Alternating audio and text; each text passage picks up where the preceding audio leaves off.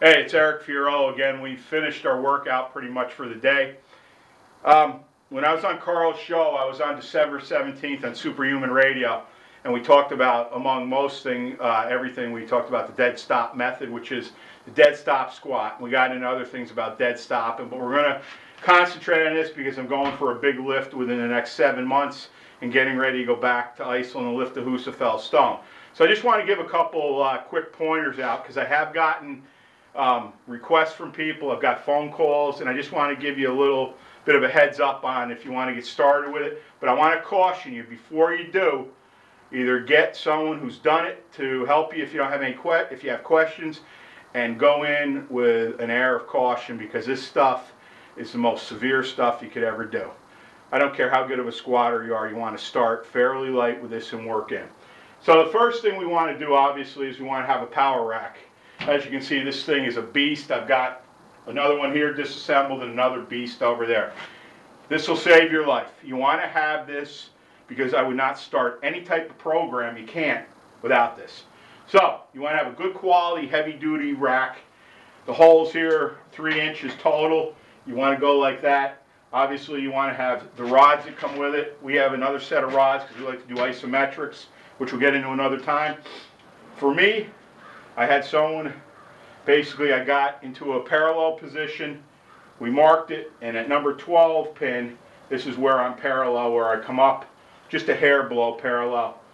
Put the rods through, lock them in the back, you're set. So the first two things you got to remember, power rack, make sure it's lagged into the floor. You do not want that thing moving at all, okay? Dangerous, you can get killed. Number two, you want someone to take a tape measure, measure you at parallel, mark the power rack, put the rods in. This is where you're going to start. Very important. Number three, you want to use a very strong bar. I'll get out of the way. This is the Iron Mine bar. This is a Buffalo bar. This is like the second generation of it. There's no knurling on this. The new ones do have knurling. It's a bit thicker than a normal bar. This bar could hold 2 grand, no problem. This thing is not going to bend or break on you. So, with that in mind, those are the 3 most important things. I'm going to show you just a few things I do. When I spoke with Carl, obviously, well, how do you line yourself up? Well, once again, you're going to need somebody else to come in, get your body centered, and as you can see, I've got 4 pieces of tape here. This is how I center my body under the bar. Not necessarily are you not going to come up, but chances are if you are off to either side, you could come up uneven or you will not come up at all, right? Because I've had it both ways. So you want to get that groove, so to speak, the alignment. Very, very important. Once you've got that, you're going to get yourself under this bar, which I'm not going to do too much right now because we've tacked our bodies pretty hard here. Taxed them, I should say. So you're going to do, I always stamp my feet just to get everything activated. You want to hold the bar, obviously. You want to get yourself under this bar, all right? And you want to get yourself very straight and stable. So usually I take 3 breaths, and that last one I sink it, come up, okay? Come up. So you go back down, come up. And keep practicing that, and practice. Practice. Don't let your head drop down. Keep your head up. If you got to put something on the wall, focus on that. All right?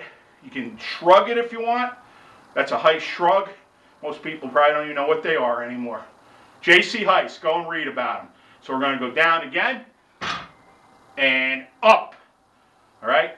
So, I hope this helped you. We're going to be filming a lot of big lifts in this rack in the next 7 months.